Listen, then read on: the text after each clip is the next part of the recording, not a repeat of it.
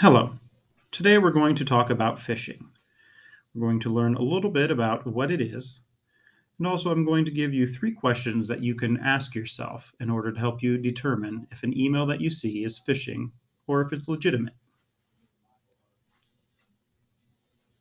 Phishing is when criminals send out emails that look like they're coming from a reputable company, but the purpose is to trick the receiver into revealing personal information. This could be social security numbers, it could be usernames and passwords, it could be any sort of information that could then be used for the following purposes. For instance, stealing money or making purchases. So they might be looking for credentials to log into your bank account, and they could then take the money from your bank accounts. Or they might use those credentials to log into another company, for instance, Amazon, and make purchases. They can also use the information that they got from you in this email to take over your email account in order to send out more phishing emails. That way, it is harder for authorities to detect where it is coming from. Sometimes these phishing emails will allow them to install malware or ransomware by giving them admin rights on computers or access to networks. Malware is basically any sort of bad software that can do various things on your computer, and ransomware is software that they can put on your computer that will either give them complete access to it or lock you out completely. And then they will not give you access to that until money is paid. Another thing that sometimes happens with personal information that criminals get from phishing emails is they sell those credentials on the dark web. The dark web is part of the internet where nefarious things oftentimes happen. So, how does this relate to you in Greensburg Community Schools?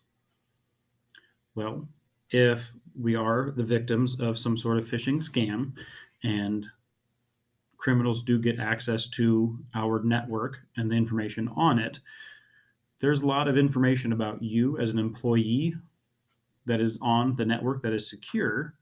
But if other people get into the network, that could be made available to them or to the internet at large.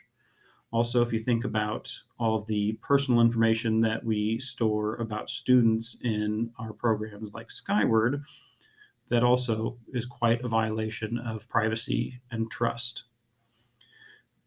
If we would be the victims of a ransomware attack, that means we would have no access to our network, which means the phones would be down, the computers would be down, we'd not be able to log in, we'd not be able to access anything on the internet. The heating and cooling could possibly be down, the door access could possibly be down. So basically, it would shutter our buildings down for a certain amount of time. Oftentimes it's easy to think that this might not affect us or this is a big city problem, but in fact, it's not. You can see I have a site here that actually lists schools in Indiana that have been hit by some sort of cyber attack. You can see Carmel, Hancock, Logansport, Bago Community in Elkhart County, Southern Hancock, South Adams, Penn Harris. You can see that there are quite a few different schools that have been affected by cyber attacks or ransomware. And oftentimes this starts with phishing. That is how criminals get that first access to a school or community or government agencies network where they're able to then install malware or ransomware. So, what can we do about that? How can we protect ourselves? Well, that all depends on you as the person who is receiving email. So, I have a couple of questions you can ask yourself that will help you determine if the email that you see in your inbox is phishing or if it could possibly be legitimate. So, first thing when you see an email come into your inbox that you should be asking yourself is, were you expecting it? Were you expecting this email? We get many emails all throughout the day, but you usually can tell if you were expecting it because it's either from an administrator or it's from a co-teacher or it's from someone else in the building or a parent, or even if it's from someone outside of the corporation, you've probably signed up for, an email from a certain company for advertising, or it looks familiar, or you were expecting this. You get these things regularly. And that could be one of the reasons why many of us were tricked by the phishing email that was sent out, that was titled Mandatory Compliance Training from something called admin. That could be something that we would get. It was happening around the same time NWA was happening. It was happening around the time we were getting ready and starting talking about iLearn or iRead. So while we weren't necessarily expecting this email, it did seem in the world of possibilities that we could get something like that. However, since we weren't notified by our principals or testing coordinators that we would be getting something new about training, that should raise some flags for you. So then the second thing that you should be thinking about, or the second question you should ask yourself, is who is it from? So you can see here that Google does a nice job of marking this and telling us that this is from someone outside of our corporation, which is not unusual. We might get things about training from the iLearn company or from Northwest company or something along those lines. But you can see who exactly it's from. It says it came from admin, but that admin is at hr.communication.com. That is not a very familiar email address, or should not be a familiar email address to you. It doesn't have nwa.org or ilearn.gov or cambium.com. Those are things that we're familiar with. So that should also raise a little bit of a flag right there that this is coming from someone we don't really know who they are. Now, sometimes that can be even trickier because it doesn't necessarily give you the email listed there. So you can see, for instance, here's an email from someone named Austin Crocker, but it doesn't tell me what their email address is. Well, if you find this little caret here which says show details, you click on it, you can see that this is the email address that it came from. And so then that lets me know, oh, that's right, Explore Learning. That's that company that I deal with on a regular basis. So that will help you figure out who it's coming from.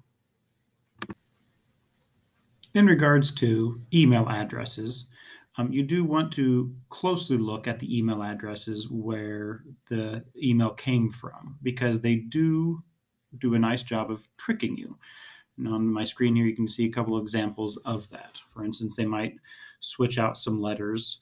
This one here is particularly effective. They switched an M with an RN. It's really difficult to see the difference between those two. And then this last one here is oftentimes what you would actually see. So you might expect something from apple.com. Well, the email address that they're using is apple-online.com. That means it's not actually coming from Apple. Or same thing, ebay.com, they change it to ebaysupport.com. That is completely different and might not even be something that eBay or Apple or whatever company owns. Another thing to be wary of is if you are getting emails that come from gmail.com. Those are always personal emails. Businesses do not generally use a gmail.com address. Even Google doesn't use a gmail.com address. So always be aware of looking at where that email came from and what the address of that email actually is. So you received an email and you're a little bit suspicious of it, and because you weren't expecting it, and you looked at who it was from, and it might seem okay, but you're still not quite sure. The third and final question you want to ask yourself is, what do they want? What is this email asking me to do? Is it just information? Or do they want me to click on something? Do they want me to respond to them? What is it that they want? In this phishing example, you can see that the email is asking you to click this link because it is telling you that you have mandatory training. So it's trying to create a sense of urgency, and they want you to click this right here. If you hover above this, you can actually see at the bottom of the screen what the actual link is taking you to. Generally, if an email is asking you to do something and you're suspicious it might be phishing, you do not want to click any of the links in the email. So let's say this looked like it came from Chase Bank, and you are a person that uses Chase Bank as your bank. And it says, hey, there's a problem with your account, and you need to click this link to go fix that problem, to log in and fix that problem. That should raise a red flag because it is asking you to click a link in the email. If a company, a real company like Chase Bank, was to have an issue with your account, first off, they probably wouldn't send you an email. They would probably call you. But if they did send an email, it would not ask you to click a link and put in your credentials.